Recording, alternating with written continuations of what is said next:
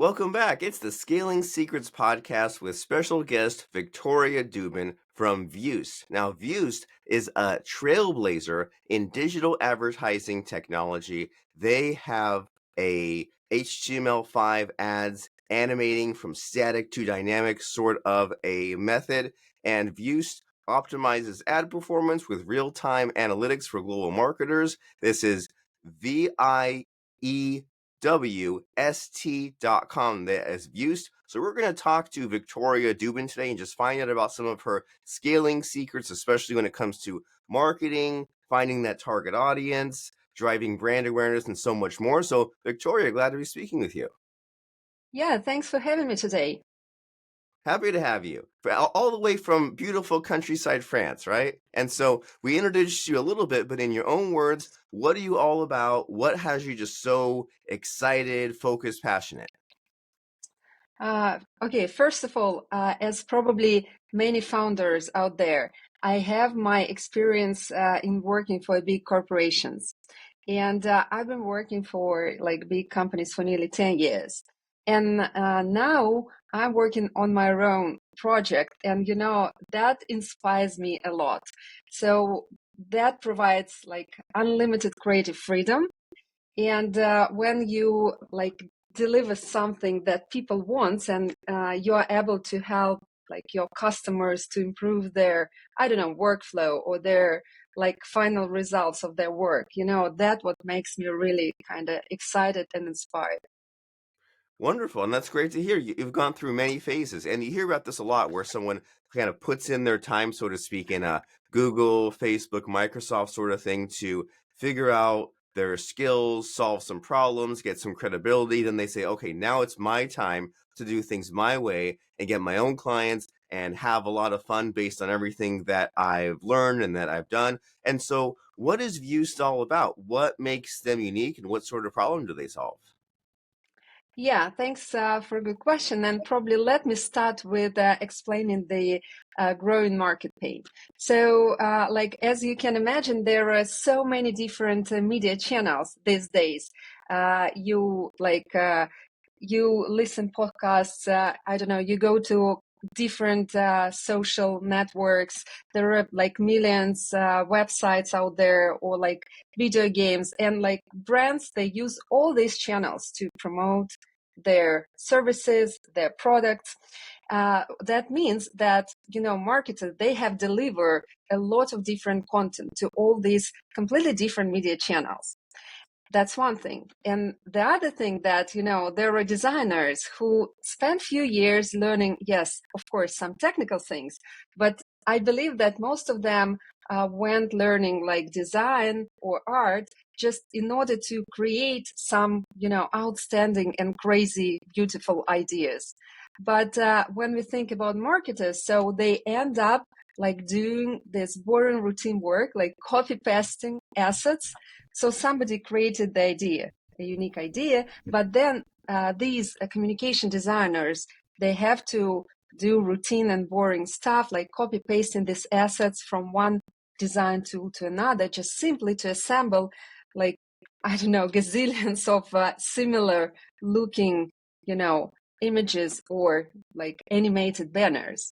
And they spend like countless hours doing this. And you'll be laughing, but the most trending blog post among all of like others we have on our website. So the most trending is all about work-life balance for graphic designers, or like job satisfaction.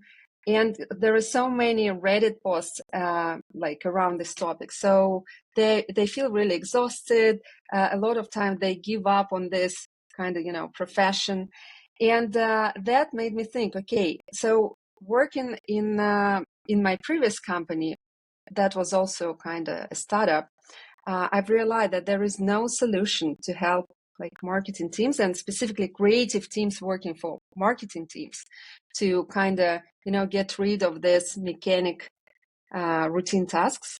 And that's how I started Vust. So Vust was designed to help graphic designers to like produce a lot of creative variations at a lightning speed, and, reclaim the time to create beautiful ideas instead.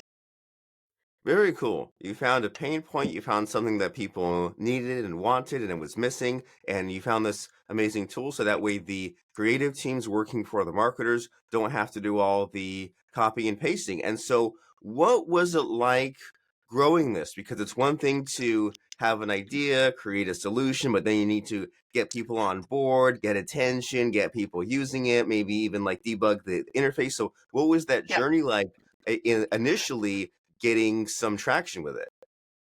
Yeah, so this is the hardest part, to be honest. That's such a joy, like to build something and to see how like the product is developing over time. But then to bringing to the market and to onboard like user, this is the hardest part. And I would say, there are probably standard, checkpoints like many startups follow. So I believe the earliest one is Product Hunt.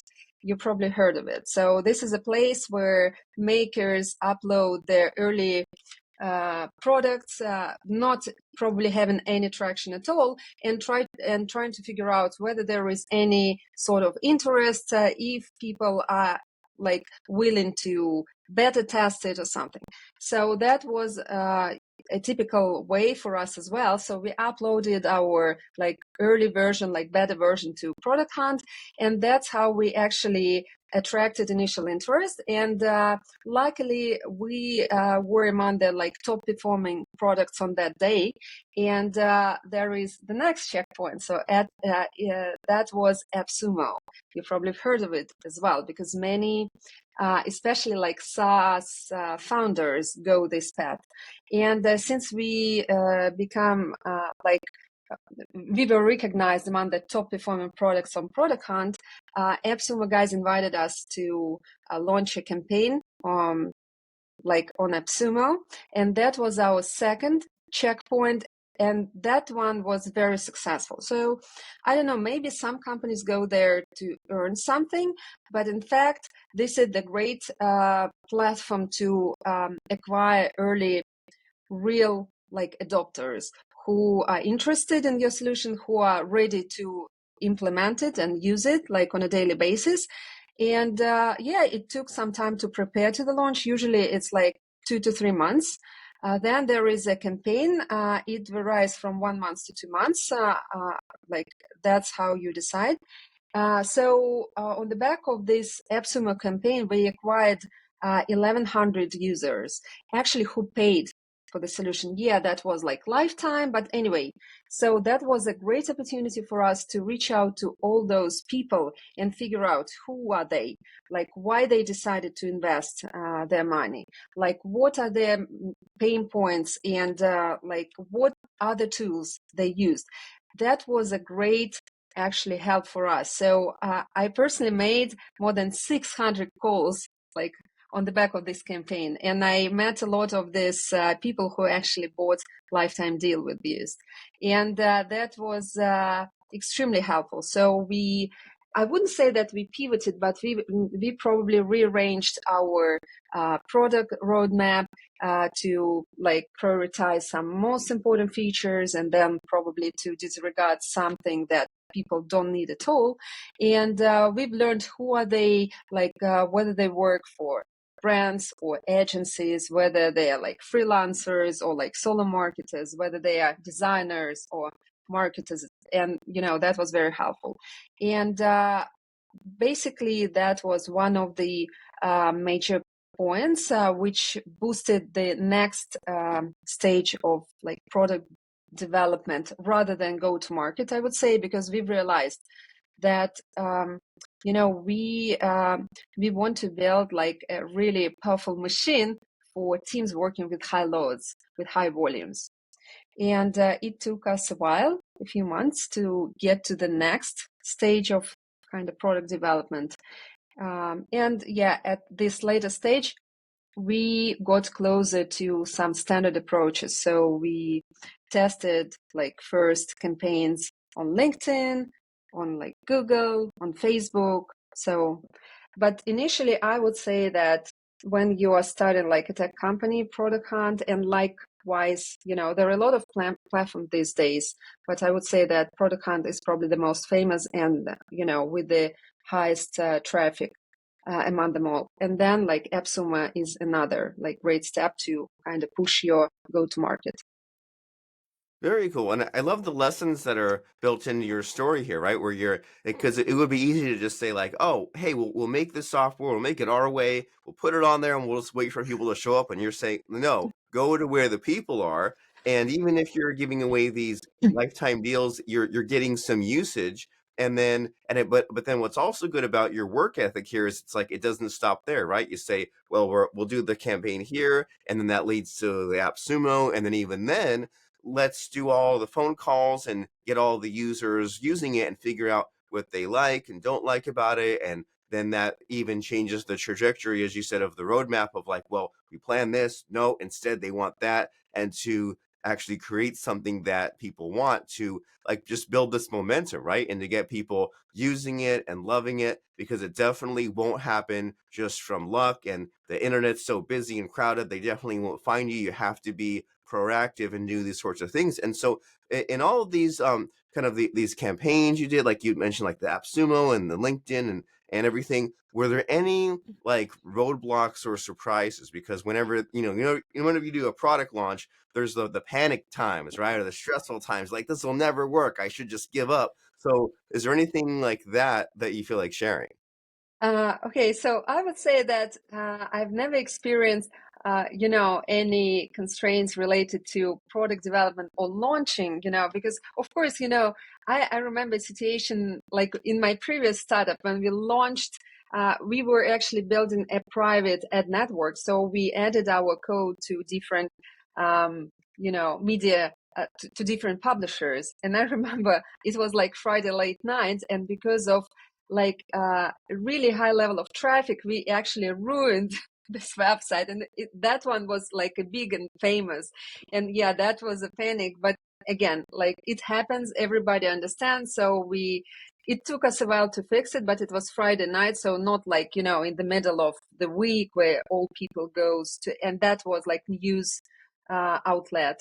But when like thinking about this existing venture like Fuse, I wouldn't say that we had any like technical roadblocks. No, I would rather mention another anecdote. Like remember this episode in Silicon Valley show when they launched. So they've been working a lot, and then they finally launched their like platform. And I remember it was an office, like for instance, of 50 developers, and then after 3 days they fired all of them because there is no traffic on their website and just 4 developers staring at the like desktop at the analytical chat, and there is no like users, like none. So I would say this is the biggest challenge for all founders out there. So like I would say that to think of the idea or to create an idea, it's probably, from my point of view, it's just maybe 10% of your success, right? And then, okay, let's say 40% execution. But I would say the rest 50 is kind of the ability to tell the world about what you built, to deliver this to actual users and to onboard them. Because what I've learned that to sign a contract and to sell your kind of solution, it's not the whole deal. So then it takes a lot of effort to actually kind of push people to start using it. So this is another challenge. So yes, I would say no technical constraints, but rather, this go to market kind of thing.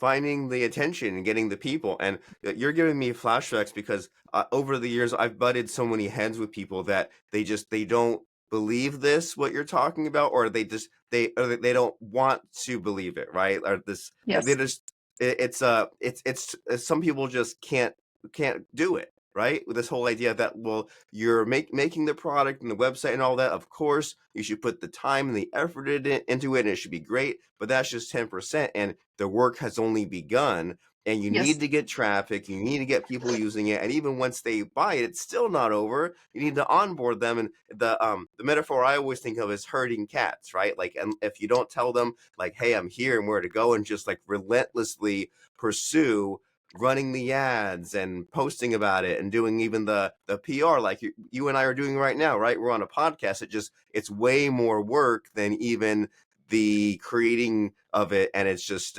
it's hard to get people to understand that. And so as far as now up to the present day, like what's it been like? You've got the traffic, you've got the user base, you've got the features. What is your current focus with the software?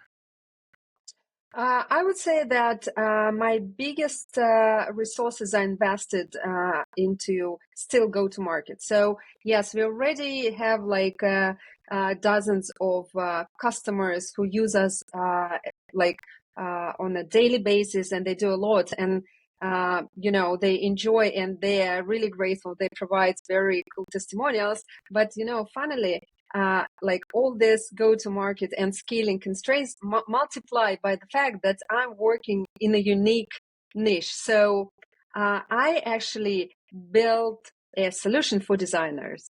And let me remind you two stories. So it took Figma 6 years to get out of stealth mode. So for 6 years, they were, developing solution, not letting anybody to test it. 6 years. That's a lot for startups. So usually, like you have to have a lot of funding, to afford this. Usually, it's like I don't know, 1 year at most. And when they finally released their first public version, I remember because I've learned a lot about their early days. And there were comments like, okay, if design is going to be like this, I'm quitting my profession, right? So designers, they are very conservative. And now this is probably the best solution for designers. They love it even more than Adobe Suite. But back then, it was a challenge to like bring it to the market. And the second story I'm going to share, so Dribble is another like very loved platform for designers. But I reached out to the founder and I've read a lot of his blogs, and he mentioned that like when he's a designer himself, and when he just launched Dribble, he got comments like, you're ruining the design industry. Like what? So can you imagine? So I have to kind of pull through this, I don't know, obstacle, and to let designers understand that I'm trying to kind of save their time and enjoy their like private life and not spend like limitless hours in the office. And this is one thing. And second thing, usually, in the industry I'm building my solution for, like marketers and maybe, salespeople, they have a bargaining power. So if they need something, they go to their, like, I don't know, chief of finance or chief of something, saying like, we need this, I don't know, CRM, or we need this tool. Designers usually don't have, this bargaining power, and nobody cares like what they need at all. So this is another kind of constraint. But even though, we are able to get to these people and to make their life easier, and funny thing, it's not even once when our existing customers told us, we enjoyed using this tool so much, so we outperformed our competition, our local competition, and acquired more customers in a short period. So we don't want to kind of share your existence, because this is our kind of, weapon to stand out. But I imagine, like, are there some people that are willing to share? Because I imagine that's like a interesting new source of content for you, right? Like interviewing your happy customers and seeing how it actually gets put to use. Yeah, you invited me to this podcast, but I was thinking, okay, maybe I need to ask you about like the whole thing, because yeah, what I've learned, I've done a bunch of interviews, just, and we launched it on our YouTube channel. And I would say that this is a great, marketing. Again, like since your podcast is all about like scaling, right, and go to market. So let me share like few strategies we already used. And again, depending on the stage of your company and your product development. So different stage requires different kind of strategies, different approaches. And when you are early, so it's just you shouldn't spend a lot of money on ads, because you need to figure out who is your ideal customer profile. So, and a lot of other things. So before your product market fit, you should use all possible like free channels. And what are those free channels? So of course, I would say that search is still one of the best, channels you should use. Meaning that, okay, even if you are not buying like ads, you just write a lot of content related to the market pain you're trying to solve, related to your potential customers' needs and desires, right? So you are accumulating like traffic from the people you want to talk to. This is one thing. Second thing, I started like I can see how like the trend towards like video and even voice, I would say both.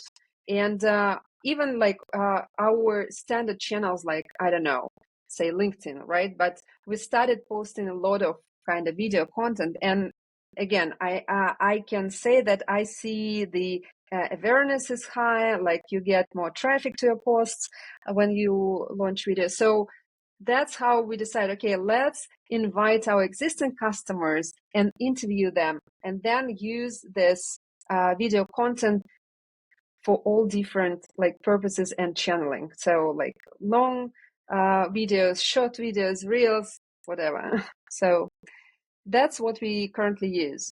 We are still, I would say that we are still at the stage where we enjoy organic growth, because the pain is really big, and we get incoming requests from really big corporations like Disney or HP, just to name a few.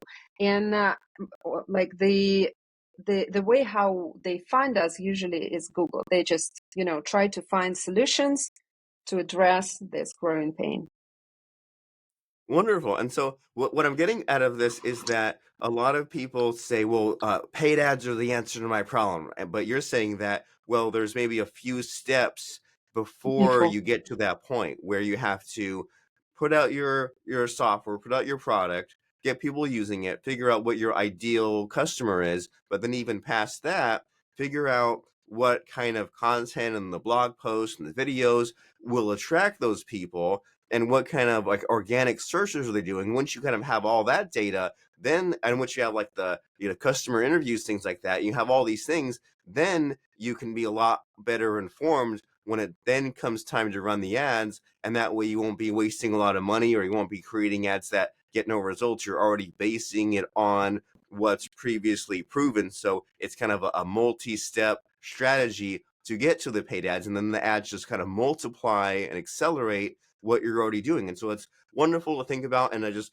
love hearing about your thought process here. Even like when we're talking about the product hunt and AppSumo, and just like the kind of the building of the momentum and doing all this just crazy amounts of work, because like basically outworking your competition. And speaking of competition, like, has there been any of that? Are you like a one of a kind solution, or has like, are there others like you? When we've just started to think about the whole concept of this service and this platform, we were inspired by two big brands, Canva, because how they say, democratize design. So they let different kinds of people to quickly design, cards and, later on like decks, and later on some banners for social, right? So they made it really easy, because Photoshop and all kinds of Adobe tools are for professionals. You need to invest your time in order to learn how to use them. And Canva, you can just sign up and start building really beautiful designs. And the second solution, we were inspired, of course, Figma, because Figma, they revolutionized the way how designers work these days, and they're still, I would say, the only company. So first, they brought design into a browser. Before that, it wasn't possible. And second, they made it possible to bring together, for instance, designers and engineers, or designers and like other stakeholders working on the same idea. Before that, it wasn't possible at all. And we started to think, basically, there is the same kind of problems in marketing design, but there is no specific tool built to cover their needs. So first, when you run a campaign, there are so many different stakeholders. Like there is the creative team who works on like the creative concept, and then on all these designs.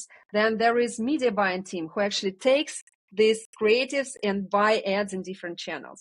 Then there are all kinds of managers in between, like, I don't know, account managers, project managers, or whoever. And then, so you need to bring together a lot of people. And this day, these people works in so many different tools, and there is no single silo to do the work. So we started to think, okay, we need to build a platform to bring them together and to make it from A to Z, like to cover the whole workflow for specifically for launching a campaign. So you can design, you can animate, you can scale, you can communicate with all stakeholders, you can get all the approvals, you can streamline ready-to-use creatives to your accounts, ad accounts, and then you can see performance data in order to iterate with designs and improve it and to get better return on your ad spend. Very So cool. And the way you describe it, it's like, how did we survive with this and up until now? Why, how do we survive without this? I mean, right? yeah, like this is a question. But I believe, we didn't have that much media channels, and we didn't have to supply so many creatives like like in early years. But now, like every year we see a new channel, I don't know, like TikTok or something else. I like, okay, there are so many different media channels, and now the CTV grows, and like everywhere you need to build and supply some content. First thing, all these channels, they have completely different technical requirements. So it's not only about design, but it's also about like technical specs, and you need to follow them. So basically it's one design, but then you need to resize it to apply, to implement different technical things. And then, so now we are facing a reality where there is no cookie anymore, right? And it was a very solid instrument for media buyers. So they can find right users, retarget them, and, all these kind of things. Now, like we are living in a cookieless like world, right? And there is no any other thing to help us keeping same high level of conversions, I would say.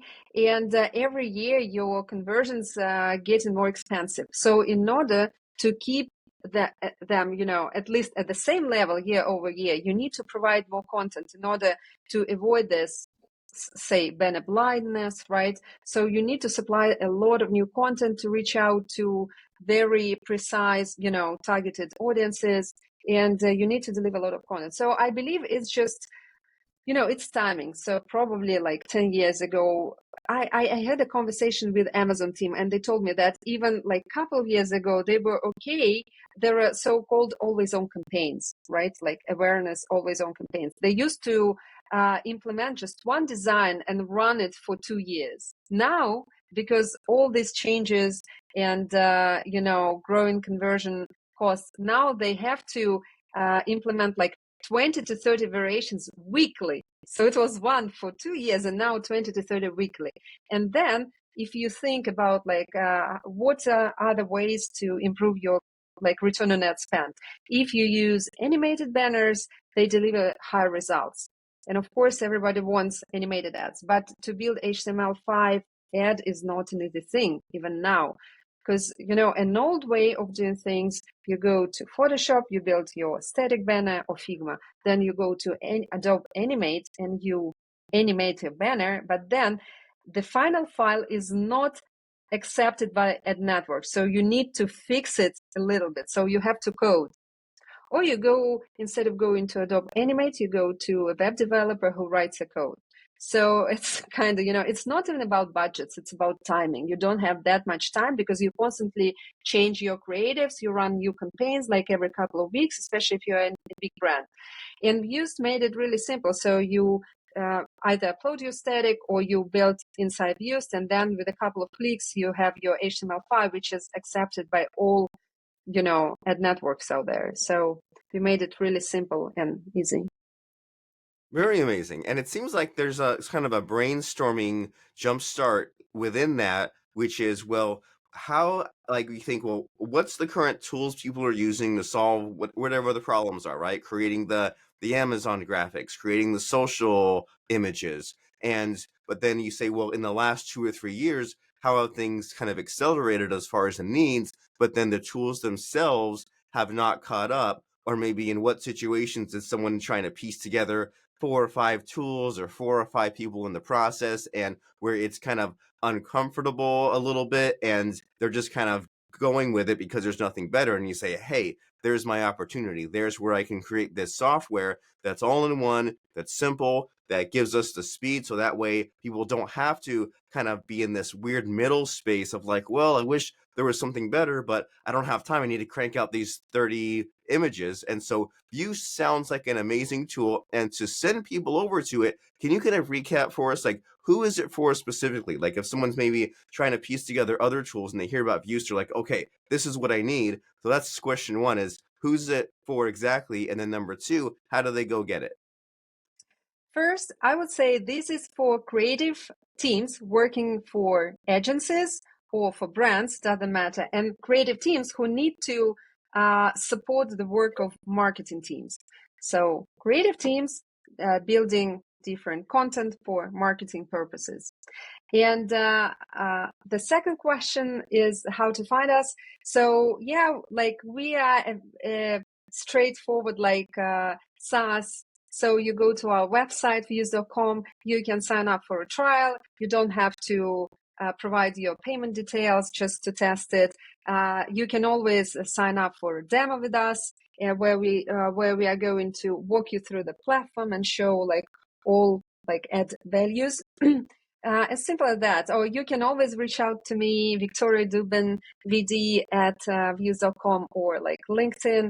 And I'm always happy to hop on a call with a prospect or just a designer and to, you know, discuss what are your kind of challenges and how we can help you.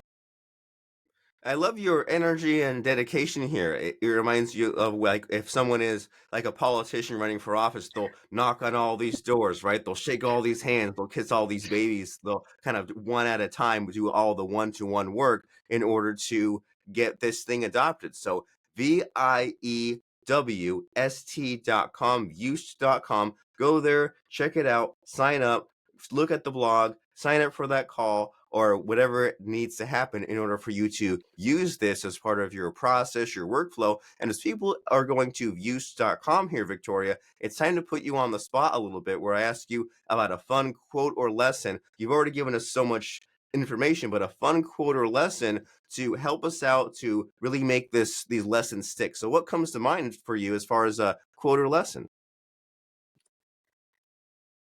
You know, it's so hard. There were so many of them, to be honest. But I would say if you're really inspired with like the idea you're working on, if you really think that you're delivering a high value to people out there, just keep going, keep doing, even like during the tough time.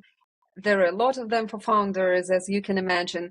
And like when you're a big believer, there are always like, I don't know, circumstances or people out there who are going to support you, to provide some resources, to open another door. So just don't give up. Dream big and don't give up. Dream big, don't give up. Use that enthusiasm to push you through the self doubt. And we've been speaking with Victoria Duben from Viewst.com. So go check out that site, add Victoria on LinkedIn, do it right now, and you can enjoy this very amazing tool. And thank you very much, Victoria, for stopping by and telling us about your story and some amazing insights. We really appreciate it. Thank you, Robert. It was a pleasure. All right, very nice. So